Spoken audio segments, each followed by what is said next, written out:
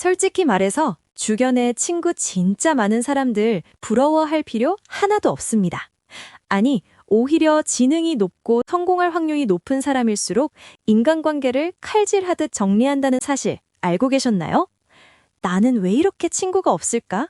고민하고 있다면 그건 당신이 사회성이 부족해서가 아니라 뇌가 너무 똑똑하게 반응하고 있기 때문일지도 모릅니다.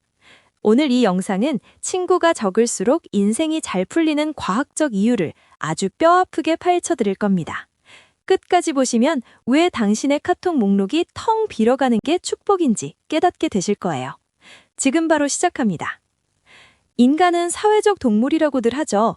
하지만 진화 심리학적으로 보면 우리 뇌는 여전히 수만 년 전 사바나 초원을 뛰어다니던 시절에 머물러 있습니다. 당시에는 생존을 위해 무리 생활이 필수였지만 현대사회는 다릅니다. 지능이 높은 사람들은 본능적으로 느낍니다. 모든 사람과 잘 지내는 것이 현대사회에서는 오히려 생존에 독이 된다는 사실을요. 첫 번째 이유는 에너지의 효율적 배분 때문입니다. 지능이 높은 사람들은 자신의 목표를 달성하는 데 필요한 집중력이 얼마나 귀한지 잘 압니다. 거칠애뿐인 술자리, 영혼 얻는 안부 인사, 남의 험담이나 늘어놓는 모임에 쏟는 에너지가 자신의 성장을 방해한다는 걸 논리적으로 계산해내는 거죠. 이들에게 인간관계는 관리의 대상이 아니라 선택과 집중의 영역입니다.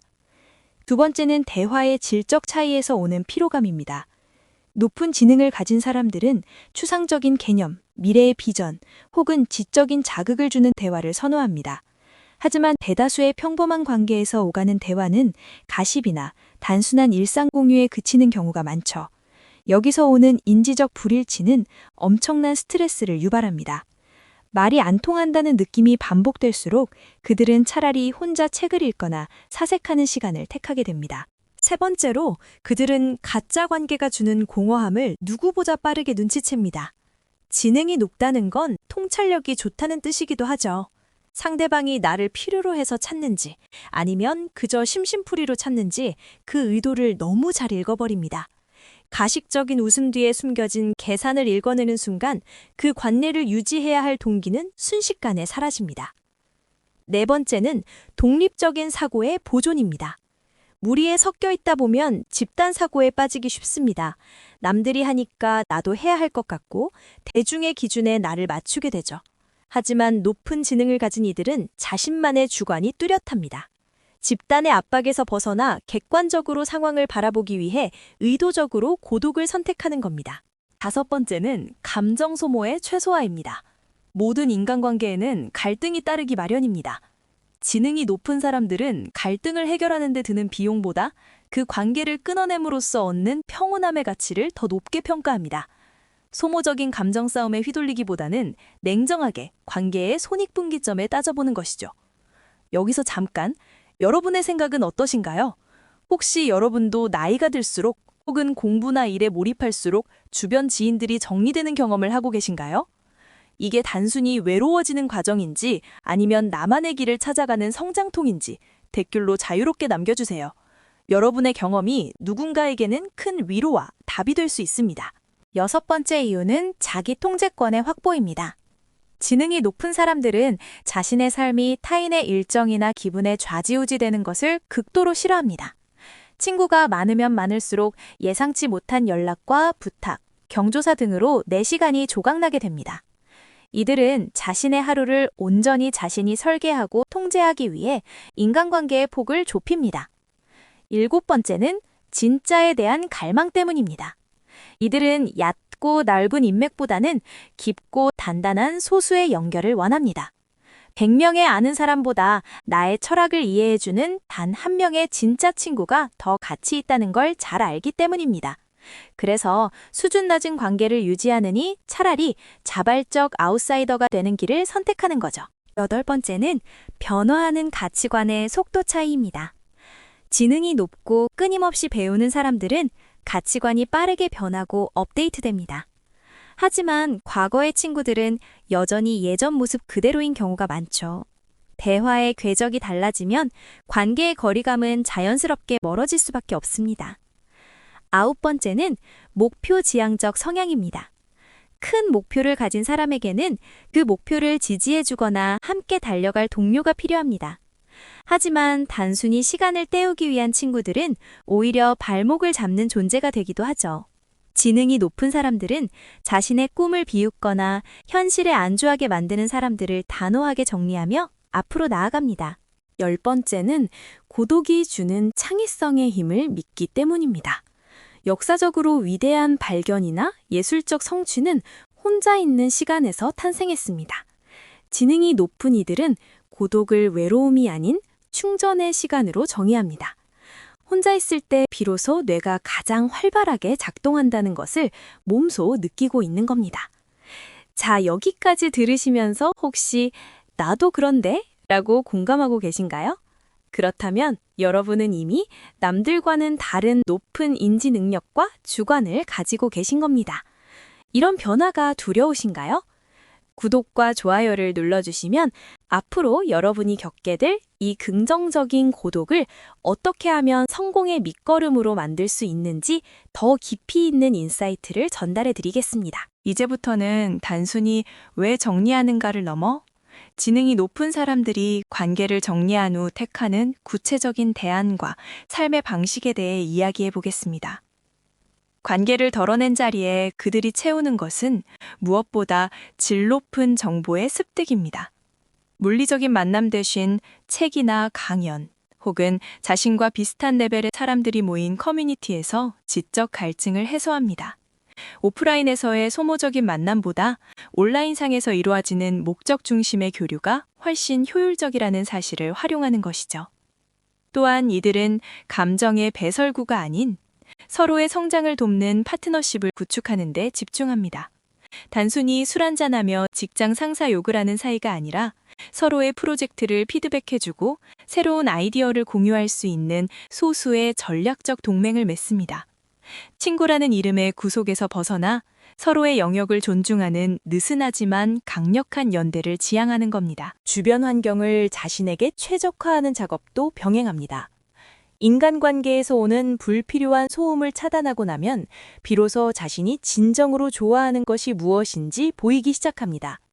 이들은 남들의 시선에 맞춘 취미가 아니라 오로지 자신의 몰입을 이끌어낼 수 있는 활동에 시간을 투자합니다. 이것이 결국 전문성으로 이어지고 사회적 성공의 발판이 되는 선순환 구조를 만듭니다. 무엇보다 가장 큰 변화는 자기 자신과의 대화가 깊어진다는 점입니다. 타인과의 연결을 끊음으로써 생기는 여유 시간을 자아 성찰과 메타인지 능력을 높이는 데 사용합니다. 내가 지금 왜 이런 감정을 느끼는지, 내 선택의 근거는 무엇인지 끊임없이 되물으며 스스로를 객관화합니다. 이 과정에서 얻어지는 단단한 자존감은 타인의 인정 없이도 흔들리지 않는 강력한 무기가 됩니다. 나아가 지능이 높은 사람들은 물리적인 거리를 두더라도 정서적인 공감 능력을 완전히 버리지 않습니다. 다만 그 대상을 선별할 뿐입니다. 에너지를 쏟을 가치가 있는 소중한 가족이나 진정한 친구에게는 일반적인 사람들보다 훨씬 더 깊고 진한 애정을 쏟습니다. 관계의 양을 줄이는 대신 밀도를 극한으로 끌어올리는 전략을 취하는 셈입니다. 그들은 또한 혼자 보내는 시간을 생산적인 고독으로 승화시키기 위해 루틴을 만듭니다. 아침의 명상, 운동, 혹은 일기 쓰기와 같은 사소한 습관들이 타인과의 약속보다 훨씬 우선시됩니다. 이런 자기관리의 시간이 쌓여 타인과의 격차를 만들고 결국에는 대중이 우러러보는 위치에 서게 되는 원동력이 됩니다. 결국 지능이 높은 사람들에게 인간관계의 정리란 단순한 단절이 아니라 더 나은 날을 위한 공간 확보입니다. 불필요한 것들로 꽉 찬 방에서는 새로운 가구가 들어올 수 없듯이 낡고 소모적인 관계를 비워내야만 새로운 기회와 깨달음이 들어올 수 있다는 원리를 본능적으로 실행하는 과정인 것이죠. 그렇다면 이어서 지능이 높은 사람들이 관계를 정리한 이후에 마주하게 되는 더 깊은 심리적 변화와 그들이 세상을 바라보는 독특한 관점, 그리고 이 여정의 끝에서 얻게 되는 진짜 자유에 대해 더 깊이 들어가 보겠습니다. 인공지능이 끊어읽기 편하도록 호흡을 조절하며 작성해 드릴게요.